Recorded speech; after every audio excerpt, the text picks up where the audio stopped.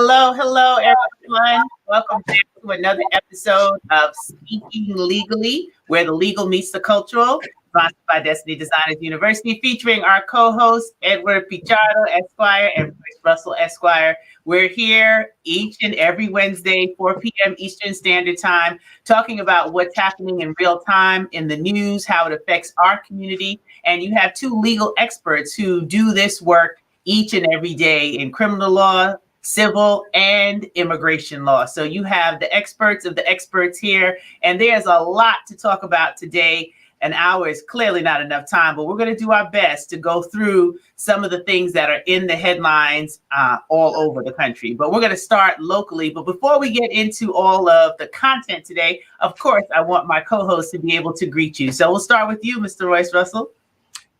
Good afternoon, everyone. Welcome back to Speaking Legally. Hopefully, we can inform you with the latest and greatest about what's going on in your community and what's going on around the world.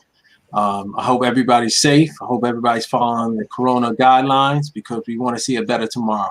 But welcome to the show. What's up, Easy? Hey, what's up, my brother? Hello, audience. Welcome to the show today. Good afternoon. Once again, my name is Ed Pichardo. Welcome to Speaking Legally, where the legal meets the cultural. As usual, I hope you find our program today to be fulfilling and educational. We got quite a bit of information that we're going to cover today that we really hope you find impactful. And, you know, I echo the sentiments. I hope everybody's staying safe. I heard some news a little earlier that the New York City schools are going to be closed once again because that threshold of infection, which I believe is currently at 3%, the level of infection has risen above that. And so now the mayor has seen the need to impose stronger restrictions. You know, I know a lot of children are going to be affected by that who really need to attend school versus staying at home. So, you know, the good thing is they're announcing the efficacy, you know, of these new vaccines. I believe one of the companies is asking for the FDA, the Federal Drug Administration, to issue an emergency order to allow them to start doing some limited, you know, dosing. So why don't they do that in certain communities and not in our communities? Oh yeah, that's something that remains to be seen, and I think actually that's one of the biggest effects of this refusal to concede and allowing the president-elect to be part of whatever plan is being set up to start vaccinating the population. So I hope those circumstances actually change. I pray for us all.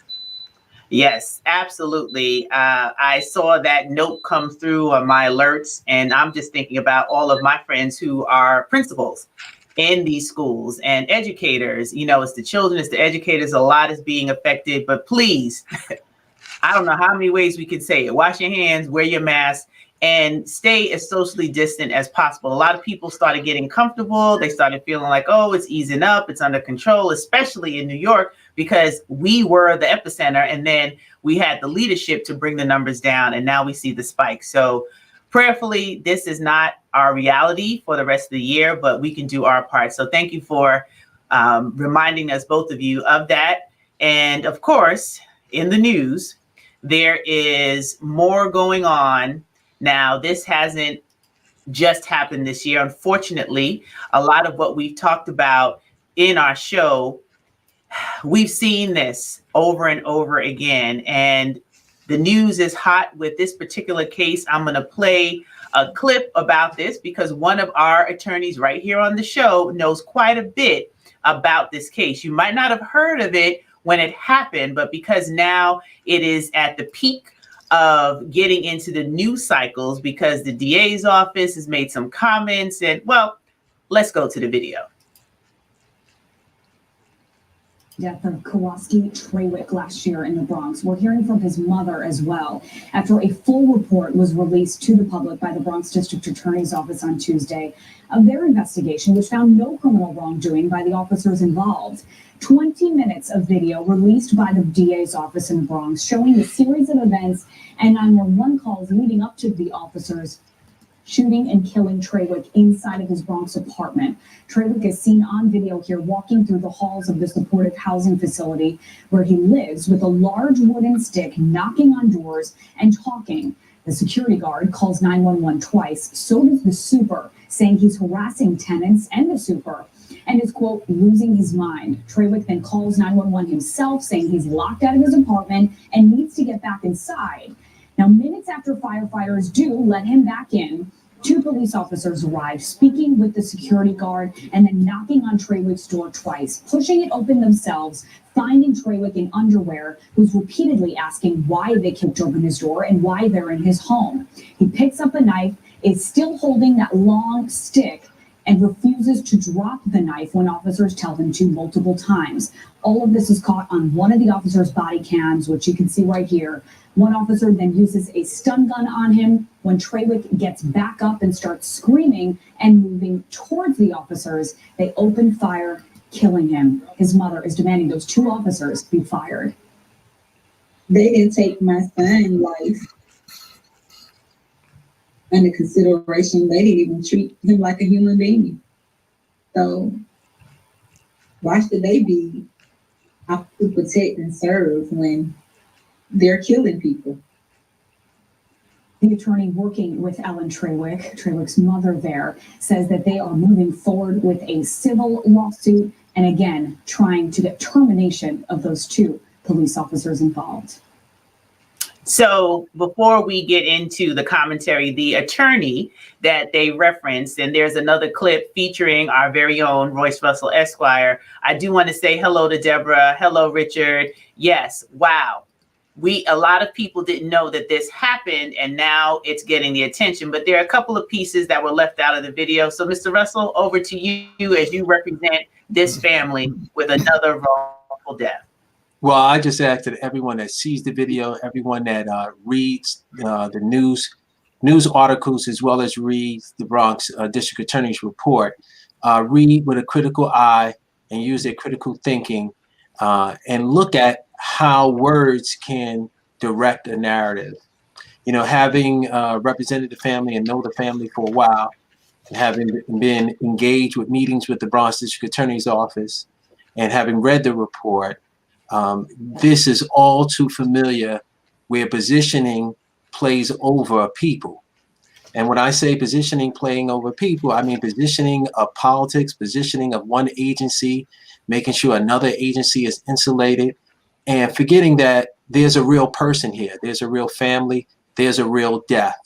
You know, to give the video some more meat and potatoes, 911 was called because Mr. Trawick had locked himself out of his apartment, and he went to the super to ask the super to let him in. He's wearing a long vest. He has some short shorts on and no shirt, and he has this knife. There's no doubt that he has this knife, but he's not using it on anyone. As a matter of fact, the tape reveals, and I don't know if you can see it in this segment, that the super was scared that he was going to get punched in his face because of their interactions between him and Mr. Trawick before, and the super with other residents not wanting to necessarily do his job. But nonetheless, the police are called to the location. They are informed that they may be dealing with an emotionally disturbed person, which is a flag for them to proceed in a certain way, to check off certain boxes, to have EMS there, to have social workers there, to do something other than escalate the violence, rather de-escalate the violence. But did they do that? No, they didn't do that. As a matter of fact, the District Attorney's Office reports tries to state that one officer felt that it was an emotionally disturbed situation while the other officer did not. So what happens when that occurs? Who makes the call? Well, none of them made the call. They dropped the ball. So then they proceed upstairs to his apartment. And the report, when I say is positioning, is that it describes Trawick in a way that he's erratic, in a way that maybe he's prone to violence. But you can see from the video, and this is where the critical eye and the thinking comes into play. And I'm not saying this just because I'm an advocate for the family. I'm saying it because I can see what's going on. There is no violence between him and an FDNY. He wanted to get into his apartment because he locked himself out. And he was a little frazzled by that. but you don't see him threatening FDNY.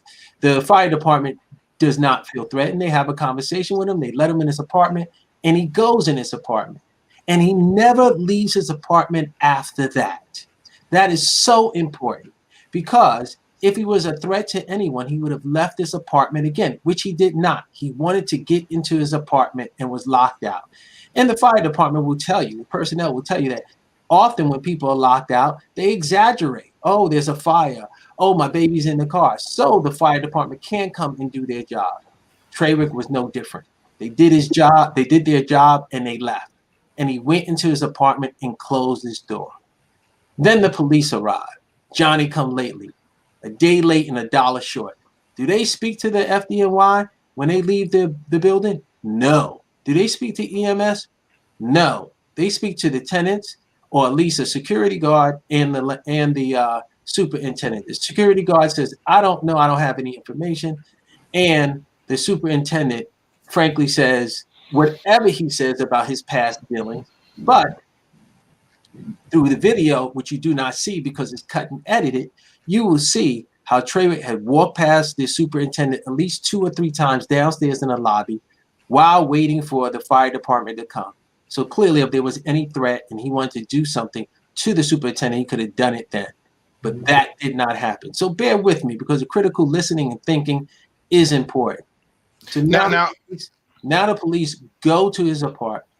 The door is unlocked, but it's closed. Prior to going to his apartment, one of the police officers put on his black gloves. Red flag, critical thinking. Why are we putting on gloves? What are we about to do when we put on gloves? I know when I put on gloves, there's 2 things. Either one, my hands are cold, or I'm about to be about it. That means some violence is about to take place. So they put on these gloves. And then they knock on his door. And when they knock on his door automatically opens. And as you can see, he was cooking. He turns around. He wants to know, why are you in my apartment? Your home is your castle. Why are you here? What are you doing here? And what I mean by positioning is that when you read the report, if you have the unfortunate pleasure of reading the report, you will see how the report says that the police asked him numerous times, 19 times. But yet the report fails to say that Trawick asked them, why are you in my apartment? Numerous times, more than once, more than twice, more than 3 times, more than 4 times, more than 5 times. And when they ask him, what is he doing with the knife? He says, I'm cooking. I am cooking. Is that anywhere in the report? Maybe in the last pages of the report. Nonetheless, a man in his home is shot dead. Now, I've heard a long time ago from my mama and my papa that sometimes common sense ain't so common. Without any training, just the old St. Mary Street Project, black man walking in the city knowledge. If I see someone with a knife and I think they're coming at me, or I'm threatened by them, guess what I can do? I can close the fucking door. He's in his apartment. This is crazy. There's a couple of things before you continue, Mr. Russell, because I pulled up also the press releases are out and the statements are going out about this case, about your response to the case, his mother. And again, as a mother, my heart is just so heavy every time we watch another one of these situations. And I know, Ed, that you had a point that you wanted to raise. I just want to go back to narrative. We talked a couple of shows ago about controlling the narrative and how things are shared. Even in the clip, now that's not the full interview that they did on News 12, but if you watch that clip without any prior knowledge of what's going on, you're thinking, wow, this person really might have had some mental issues, and maybe the cops were justified because he wasn't in his right mind and he was wielding a knife. He was cooking, but nobody's going to put that in the narrative for how the story is told, so then people make assumptions. And we can see how lies can be skewed, how information can be misguiding. We can see how media can use things to their advantage and disadvantage. And this is something that happened before George Floyd. This is before we got to what we've seen happen in 2020. So let's really be aware of what we're dealing with. And when people are calling for reform, it's not about hating all police and hating everyone in law enforcement. It's about, we have to stop making excuses for bad actors. We can no longer tolerate the consistent disregard for human life. This is someone's son. And if he did need mental help, there's a social worker that should have been called, not for police to have a stun gun and decide that instead of using that, you're going to shoot multiple times with someone who didn't even have a weapon that could shoot back at you. And if he was someone that had a knife, just as Mr. Russell said, close the door, do something else. FDNY was there, let him in, it was fine, there was no communication. So when Black and brown people get emotional, are at their wits' end, there's a reason. It didn't come out of nowhere. This cannot continue to happen.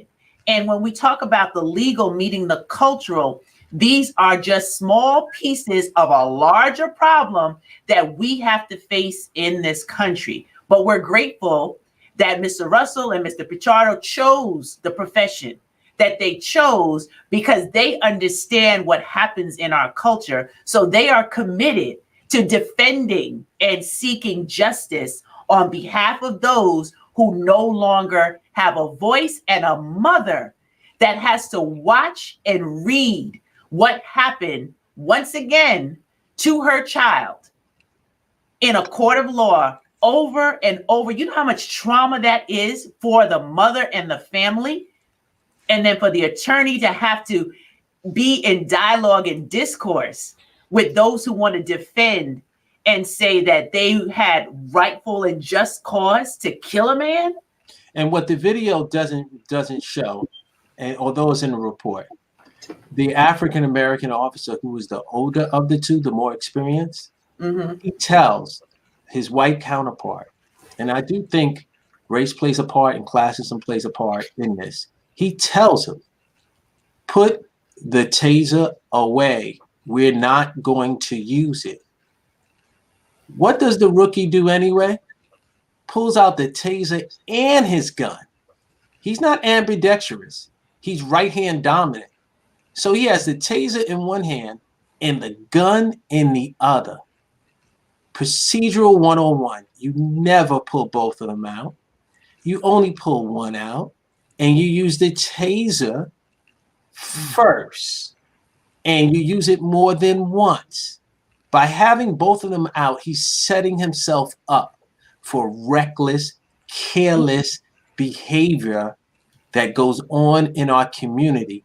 And what the video doesn't show is after he shoots his taser, the report says he drops his taser.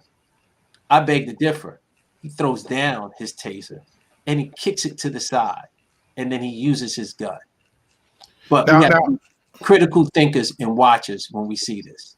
Now, Royce, what I've heard you repeatedly say is that what the video doesn't show, and I find that very concerning, because at the beginning of the presentation earlier, it says that this is a video that was released by the Bronx DA's office, and they show this video of him in the hallway, and then they move over to this body cam video.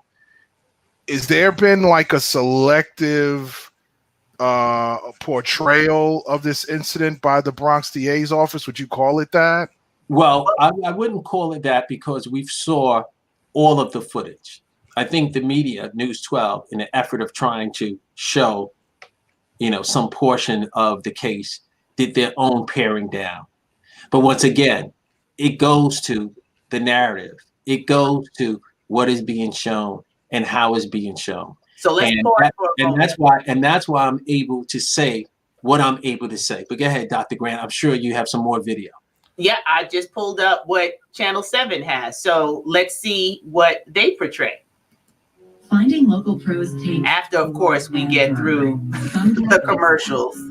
I'm going to close that till the commercials start. But I'm curious to see how News 7 portrays this, because this they released on Tuesday. So all the word is getting out. It's getting out to the networks. This is becoming another one of the high profile situations. And it'll speak to my point, whether they show the same clip or they show a different version of what has happened, as they're shooting in the letting Bronx. folks know. Officers shot and killed a man who they say was armed with a knife and a stick. The confrontation last night inside a halfway house. Eyewitness News reporter Derek. No, that's not it. That's another shooting that they're talking about. And I thought that they put in, and you can read what they put because they quote you, Mr. Russell, in this Channel 7 video. Well, can you play that for a second, though? Sure. I want to see how they. As the story from Morris Heights. And neighbors were forced to duck for cover last night inside this apartment building here on Grand Avenue. And those gunshots they heard, they were coming from police, after police say that man threatened them with a knife and a stick. Police just actually released pictures of those weapons recovered from the crime scene. The call came in shortly before 11 p.m. A resident telling police the 32-year-old man was harassing them and banging on doors on the 4th floor of this apartment building. Police say they ordered him to put down the weapons, and when he did not, one of the officers discharged a taser, but the man kept on moving toward them. That's when the same officer shot him in the torso. This morning, a next-door neighbor told me Can you stop right there? that, believe it or not, Sure. this same... So, and we can stop the video in total there, because I don't want to get into what the neighbors say. One is, you do not hear, and you did not hear, why the police was called and why a Trawick was in the hallway. So when you start off the narrative that someone's in the hallway banging on doors, making noise and harassing neighbors, you would say to yourself, what's wrong with that person? You don't hear that he was cooking and that he locked himself out. And so therefore he was concerned about fire in his own apartment. You don't hear him making a call to the fire department saying, come here, I'm locked out. And then they ask 1,000,001 questions. And then he says the building is burning down. And then they said they'll be right here. So once again, to Byron Allen's fight for our own network and our own ability to tell our own story straightforward. See, I'm all about truth telling. Tell a story straightforward. See, if you tell it straightforward, I know I'm still going to be on the right side of the ledger. And I'm biased because I'm right-handed, but I'll be on the left side of the ledger. Whichever's the right side, I'm going to be on that side. But tell the story. And once again, stop positioning. Positioning. It is not about people. It's not about politics. And that's where I'm trying to get to, because it seems to me like the Bronx DA is trying to justify the reason why they aren't pursuing criminal charges against these police officers in that vein. And the fact of the matter is that they should just simply be telling the story like it is and letting the public otherwise decide, because all of it is concerning, because already the community has a lack of confidence in the prosecutor's office to pursue charges against police officers, because they work so closely with these police officers in their general job as prosecutors.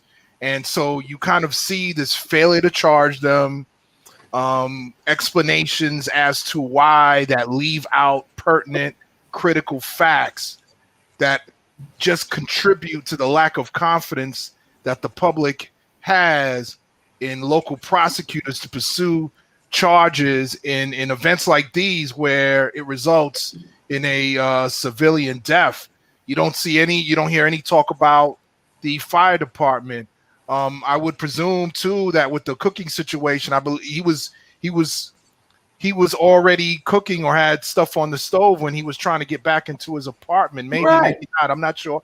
And that's clearly a danger, because if that pot catches on fire and stuff, that can certainly cause a conflagration in that building and affect these neighbors. It may have contributed to some of his anxiety.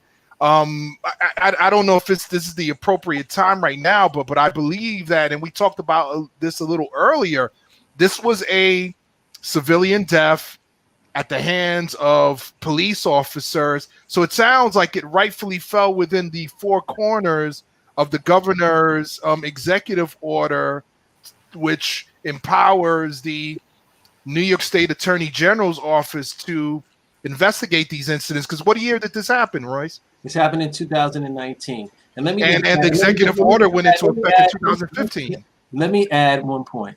It happened in 2019. The DA's office took over a year to do their investigation and come up with a conclusion, right?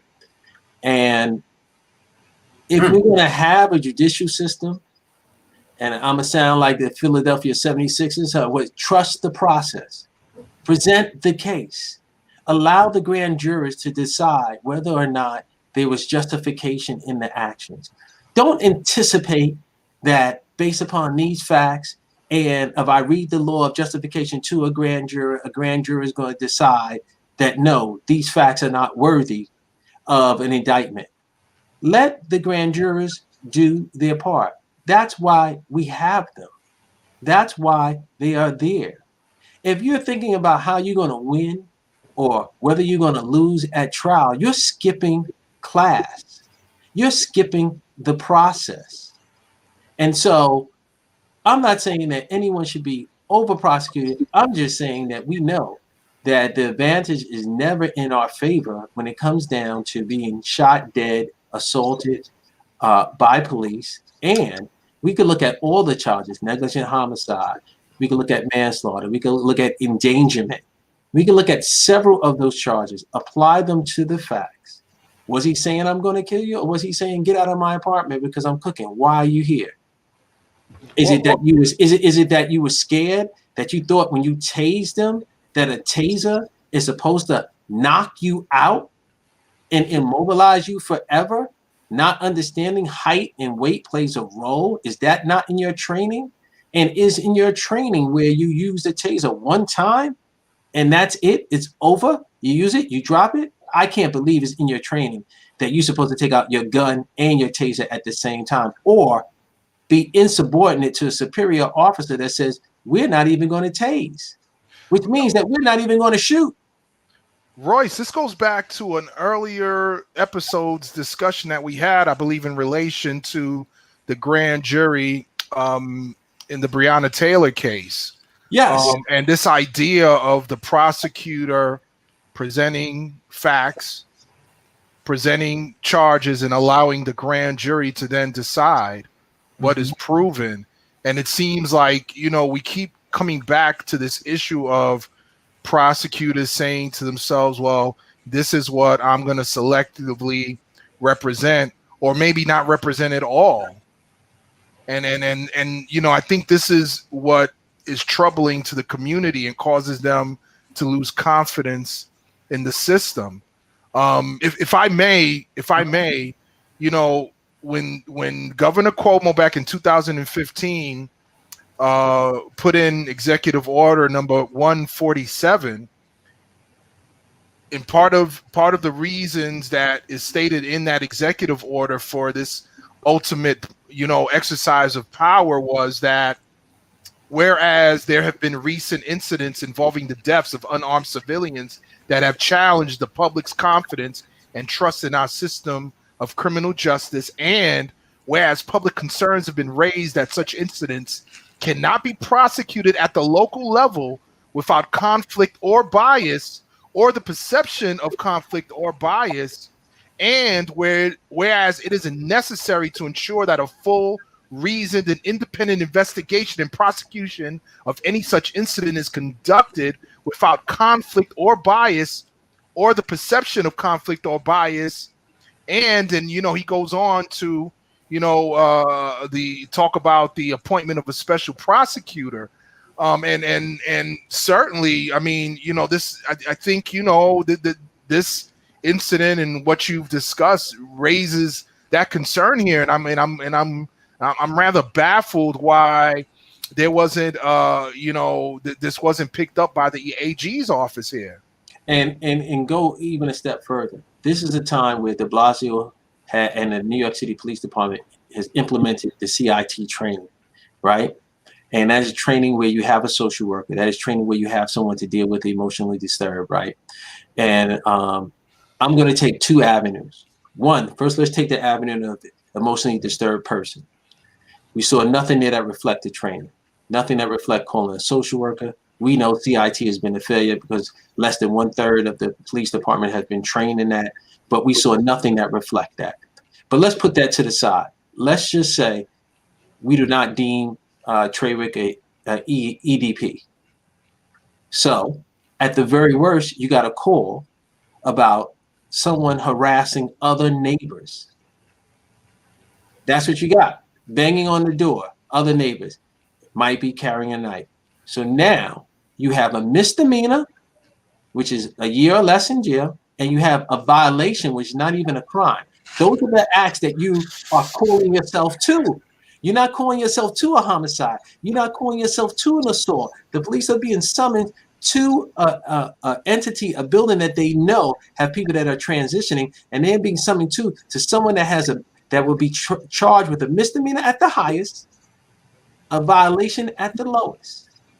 And you get there and you don't see that individual doing any of those acts. And you get there and you go to that person's house and they're inside their apartment. And you don't knock, right? And well, when they knock, the door opens because the fire department broke the door open so you can come in. So now you but still they don't they it's not like they stand there and say, I'm sorry, we didn't realize your door was unlocked. Exactly. So now you take all of that and you put that in the cookie batter and you mix it.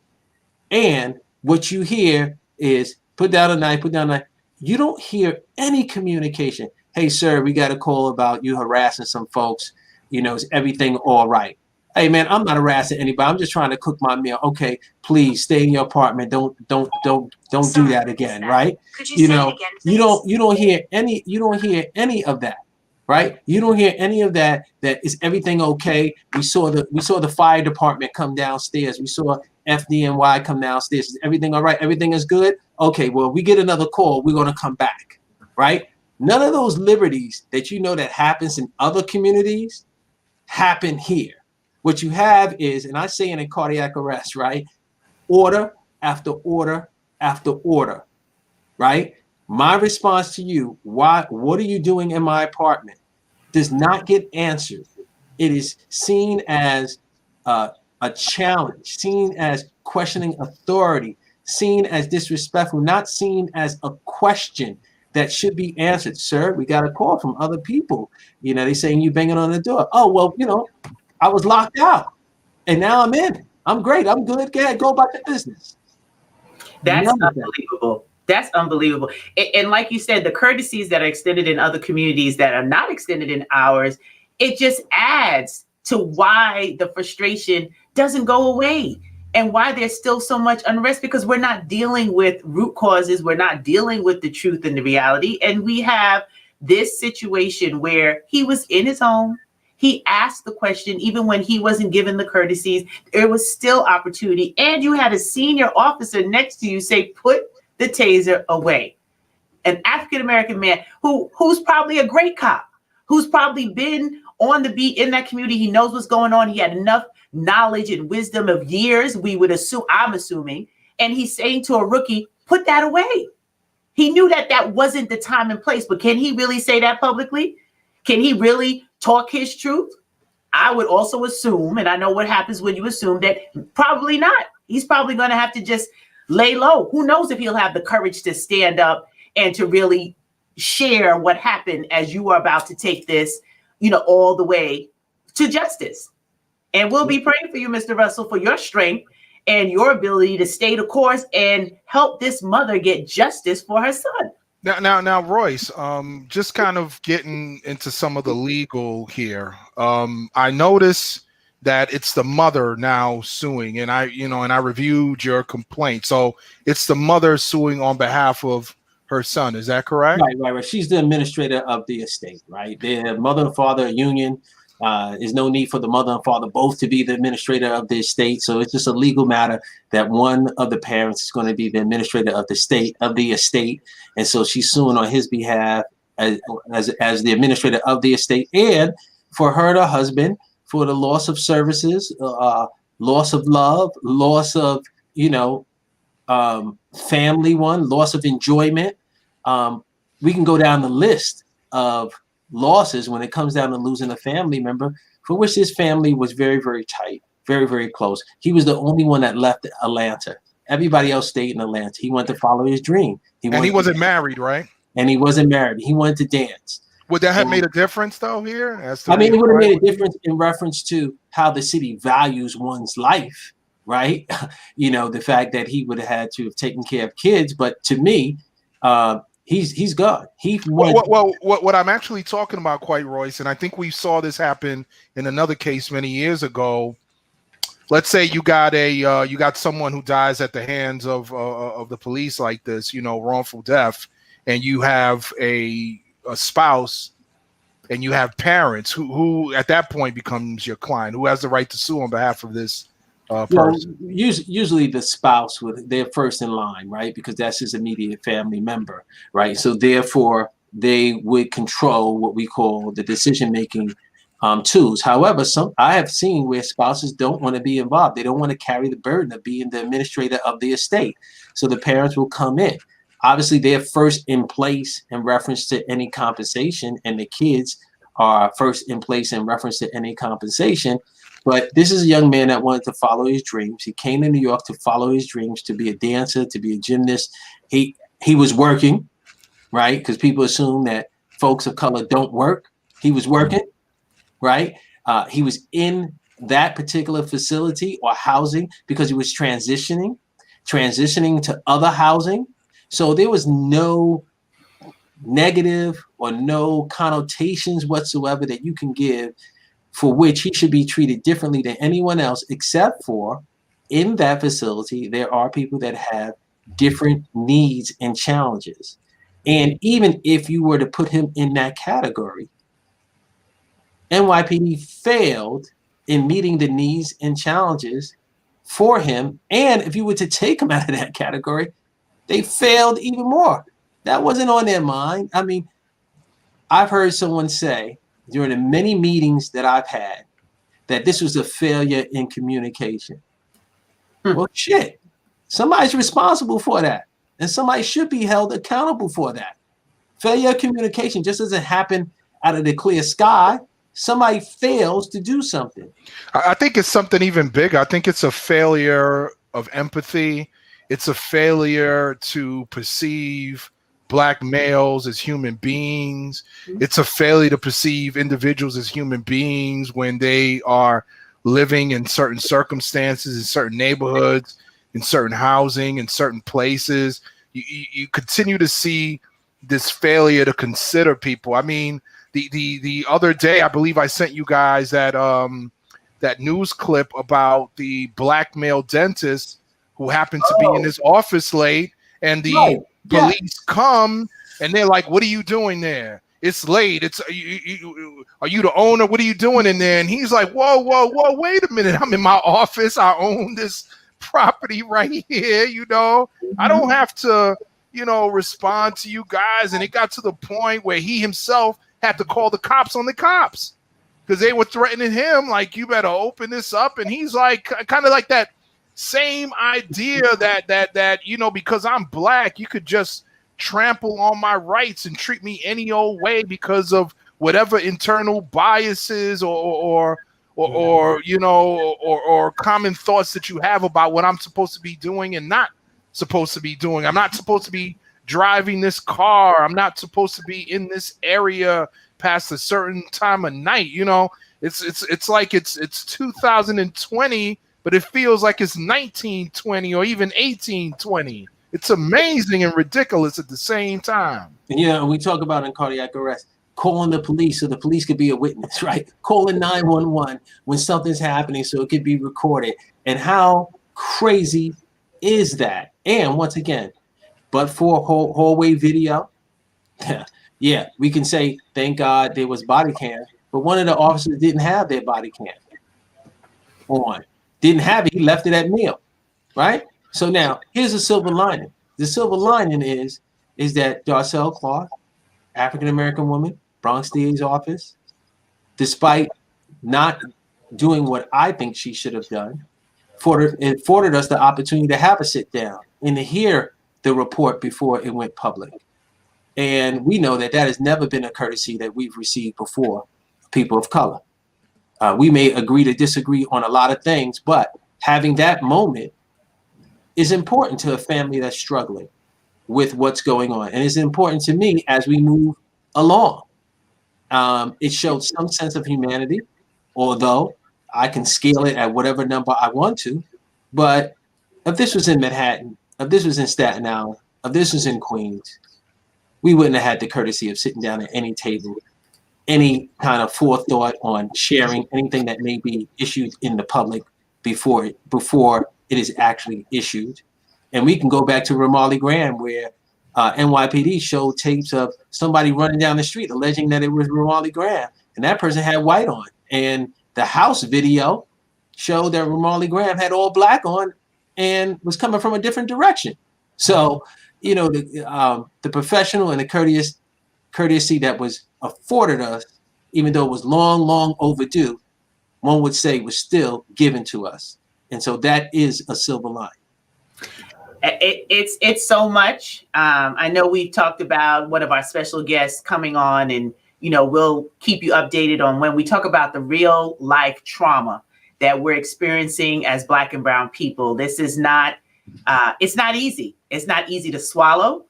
It's not easy to watch. It's not easy to read about over and over again. As a Black woman, as a mother of 2 young Black men, as a wife of a Black man, as a daughter of a Black man, it's so many layers to what we need to talk about. But I'm just grateful that at Speaking Legally, we can bring you what's happening in real time with the real experts who do this every day. So thank you, John, for saying that, you want Mr. Russell to stay strong and that you have his back, and for everyone that has Mr. Pichardo's back, right? This is not easy work. They both have their own lives, their own family, their own legacy that they're building with their children.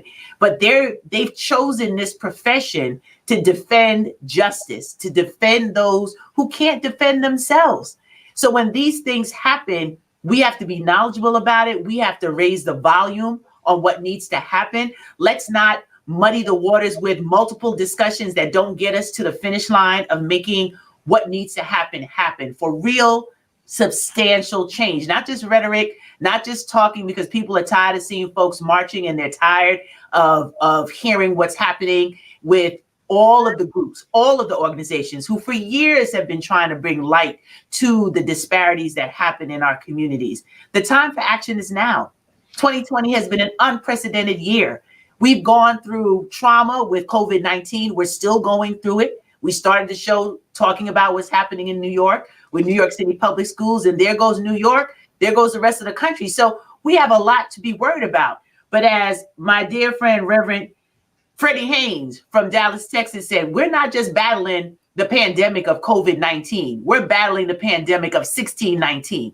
We are going through it, and we have work to do. We need to support those on the ground who are doing it, who are helping to fund what our 2 attorneys do, different ways in which they can collaborate to get the word out. So people understand this is not just, oh, we're mad and we're angry. We have just cause and righteous anger for what has happened in our communities for decades. Well, listen, the way I see this is this.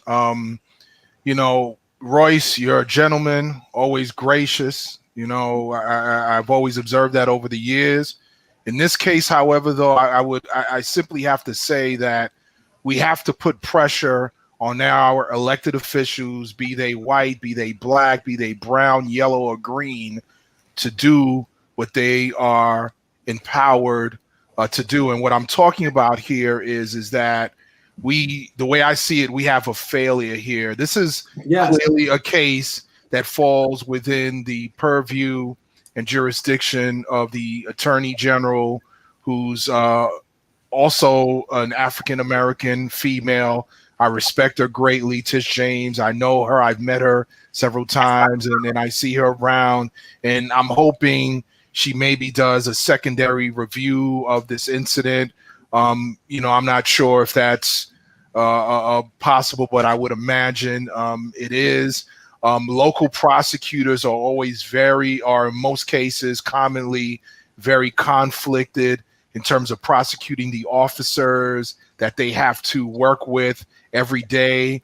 That's particularly the reason why Governor Cuomo implemented Executive Order 147 when he saw that there were a rash of incidents that were causing the confidence of the public in the criminal justice system to erode. Actually, this past summer in June, that executive order was actually codified, and a new section of the executive law, Section 70B, codified that and created the Office of Special Investigations to handle these incidents. The only problem is that it's not effective to April of 2021. So, in the meantime, we have to do these by way of the executive order. And to kind of just explain how basically that works, the executive order, what allows the governor to implement such an executive order is actually Executive Law Section 63, subsection 2, which allows the governor to require the AG to supersede the authority of any local district attorney in the investigation and prosecution of a particular criminal proceeding or action. When they talk about particular, the governor usually uses that section of the law in particular cases where there's some sort of conflict that's perceived, some inability by the prosecutor to carry out their duties in that particular case. So it's usually used on a case by case basis. And I also want to educate the public that criminal law enforcement is usually a power that emanates from the executive branch of the government. On the federal level, the president appoints the AG, the head of the Department of Justice, and it flows from there. And in past times, whenever the president assigned a special prosecutor or what they called special counsel to investigate a particular matter or prosecute a particular matter because they felt that the AG had a conflict of interest or an inability to truly investigate or prosecute that particular matter, then that special prosecutor, that special counsel gets appointed. Sometimes you have district attorneys who will ask an executive in the case of New York and in states, the executive of the governor, they will ask the governor, hey, listen, this is a problematic case. Could you please assign a special prosecutor? Sometimes local DAs will ask a fellow DA in one of the 5 boroughs to take the case if they see that there's some sort of conflict, but it's used case by case or an emergency basis. It's not, used, sweepingly. And let me stop you there, Ed. I have yet to see it used in New York. Like we could pinpoint a time and place. I would like to know it, where one prosecutor, Eric Gardner, said, you know what, this is too hot and heavy over here. Let me let the Bronx DA deal with this. This is too hot and heavy over here. Let me let someone else deal with this. And we were remiss to say that even in the reporting, they said, Trawick jumped back up and came towards the officers. I've never been stunned before, but I would imagine if I had a knife and a stick in my hand and you stun me and I got no shirt on and it hits my skin, I'm probably dropping both of those items. The electric volts probably cause you to release those things. And yes, I'm shocked that I was shot. And I'm like, oh shit, so you do jump back up. Like, oh shit, what happened to me? Unless you've been stunned before. But are you jumping up with the wherewithal to be able to have the stick and the knife and all these other things in your hands? That's critical thinking, critical observation. Well, what I would respond to that is it's been used under some limited circumstances, historically. I believe there was a case up in upstate New York where the prosecutor did something, went ahead and presented the case to the grand jury despite a directive by the AG to hold off while they were investigating that matter. I'm not clear on what was the outcome of that case, but there have been there have been a number of cases. You got the one recently in Rochester, where at the very least there was the investigation. Whether or not it was late or tardy is another question altogether, because normally I think that's the complaint here, that some of these investigations by the AG are either taking too long or not resulting in ultimate action, or being taken over by the AG. So that's something that I believe the activists really need to follow up on, because even with the codification of the executive order, it's going to have to be ultimately enforced. You could have something on the books, but if it's not used, then it's a complete waste of time. I mean, and that's my point. You have these things in the tool chest, and you're not using them. And but for groups like CPR or Justice Committee, advocacy groups that stay with the family all day and all night, educate the family, advocate for the family in a way that attorneys can't, these things go unguarded. And I'm gonna tell you something. It hasn't always been the case that local DAs are in charge of prosecution. There was a time when that was strictly the function of the Attorney General, without a question. And then what happened was that there was a constitutional amendment convention, if you will, that allowed the AG the appointment of special AGs for certain districts. And that's how the office of the local district attorney was actually born, in terms of, when the population in the state of New York and, and throughout the country, many places increased. You couldn't have that AG doing all the prosecutions throughout those states. So then they ended up having to disseminate or spread those responsibilities. And then eventually the AG, in particular in New York, who was formerly an appointed position, along with the local DAs, became an elected position. But still, in all, no matter what, constitutionally, the power to enforce the law rests in the hands of the governor. Article 4 of the New York State Constitution specifically says that the governor shall take care that the laws are faithfully enforced. That's what gives the governor that power to assign special prosecutors here. And this is one of those cases where when you look at the facts, it cries out for justice, and it's possible. Listen, I worked in the prosecutor's office. The pressure's tremendous. You're the chief law enforcement officer of that county. You rely on the police officers and the precincts spread throughout your county to enforce the law, and you're concerned, well, man, suppose all of a sudden they decide, not to work with my ADAs and me, what's going to happen, Yeah, and you can hide behind, the people can hide behind that rock if they want to. I mean, I've been an assistant district attorney for 5.5 years, part of the homicide bureau, seen dead bodies left and right. And the reality is that power could put pressure on folks to do right. There has to be a change in culture. Some people have to go. Some people can stay. It's my will versus your will. And who will is going to win out. And if the community is involved, see, police don't get elected. You apply and you become a police officer. DAs get elected. And if the community say that we want it this way, then guess what? It will be that way. It's just about the community saying it all at once, saying it together, saying it repeatedly, putting the hand down and the man down as they move along.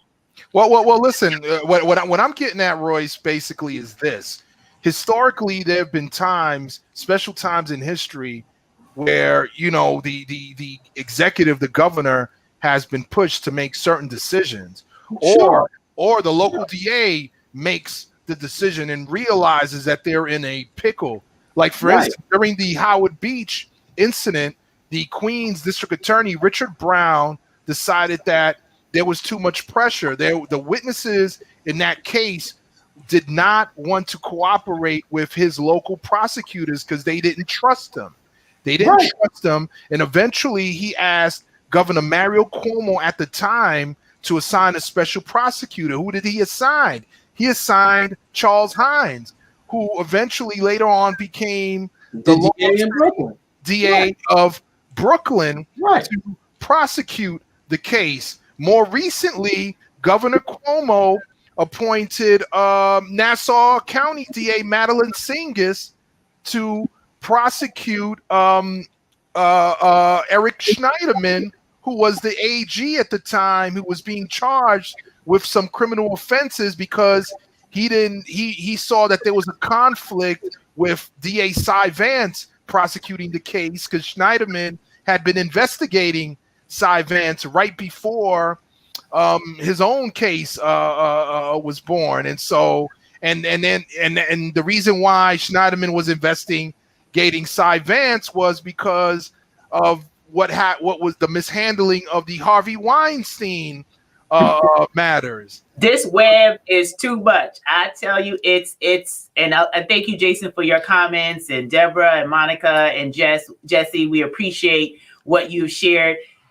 You know, we're at the top of the hour. We had some more to cover today, but we'll get into what that is. The bottom line, number one, there's a mother and a family that has lost their loved one unnecessarily. And they've been going now over a year of having this rehashed over and over, and they're seeking justice. And they found an attorney in Mr. Russell to be able to advocate for them, to be able to stay for the duration. We've talked about this in previous shows, that sometimes people opt out of fighting for justice because they just can't hang in there for as long as the system will take to get you to the point where you can get justice. So we want to applaud the family for not giving up, for finding an attorney who understands culturally what they're dealing with and who can speak to this matter, not just with his legal expertise, but with his soul as a Black man. And we thank you, Mr. Russell, for the work that you're doing, Mr. Fajardo, for the way that you assist in the partnership that you all bring to our community, for our Latin brothers and sisters, for our African-American, Afro-Caribbean, all of us who have dealt with injustice in any form or fashion. And as this case continues to pick up notoriety, get the real facts here, because you all have access to the person who's litigating the case. So we appreciate that you share, let folks know, people who are in the Bronx who don't know about what's happening, let them know. And then if not for anything else, keep the family in prayer, because it's a long haul to get to justice. So we appreciate all of you being here. And yes, Jason said justice fatigue. Oh man, that is so appropriate, Jason. I mean, you want to talk about fatigue. Today was the day that I said I wasn't going to talk about this case, but you know, it is what it is, because sometimes you do have to take a moment and you know, run and get some clarity. And let me tell you, the real fight is beginning, because you're talking about having someone terminated. Oh, it took us 5 years to get the officers terminated on Ramarley Graham's case. And then you're talking about the city financially compensating a family for their loss. I don't know about you, but I've seen some folks fight for money and fight not to lose money. Those are some of the fights that some of the fights you don't even want to be involved. You know, you would think that it was imprisonment. So walk with me, I'll walk with you, and we'll hopefully finish this together. Absolutely. And we were going to touch on news down in DC, but I can't. I'm emotionally drained from talking about this. And we don't know how much longer, who else is going to get fired. And that's a whole nother conversation. So well, you know, you got people also trying to hide the truth and firing people so that the truth doesn't get out. That's what that's about. You got the president firing, you know, the chief of the cybersecurity and infrastructure security agency. And why is that? Because this individual was in charge of making sure that there was no foreign influence on the elections, and has been praised for being successful. And now all of a sudden, you know, you got this president claiming voting fraud, and one of his own people saying, nah, there was no fraud. Mm-mm-mm. You the fraud. You the fraud. You the fraud. You the fraud. You the fraud. Unbelievable. Unbelievable. But we Orange fraud. we will push a pin in that because something tells me we haven't seen the last of the shenanigans that are going to go on before January 20th, 2021. God spare our lives to see it. Lord have mercy. But this, once again, was another amazing opportunity for us to share where the legal meets the cultural. And we appreciate having both of you. You know, you can contact them if you need support. If somebody needs justice served on their behalf, you can go to lawofficeofedwardpichardo.com or RoyceRussellEsquire.com. Definitely get your copy of Cardiac Arrest. We can see that, unfortunately, it's still happening. And it's not whether it will happen, it's when it happens. Have something that you can utilize to advocate for justice on your behalf. So, gentlemen, last words before we close out. You can't handle the truth now. No, that's the last word. You can't handle the truth. And once again, I will say this to all our folks that are in the arts, right? Keep on raising justice and social justice to the art form. Write about it, draw about it, rap about it, sing about it, be about it. Listen, I echo that sentiment. You know, there was a time in hip hop where that was the dominant discussion, the discussion about justice, the discussion about peace. And I want to see that again. And so I urge all of our artists to make that the preeminent aim in the music and in the visual arts and in the spoken word. I echo that sentiment fully. And I thank you for listening to us today. And I hope you found the information informative and fulfilling and that it pushes you to action. Peace. Bye-bye.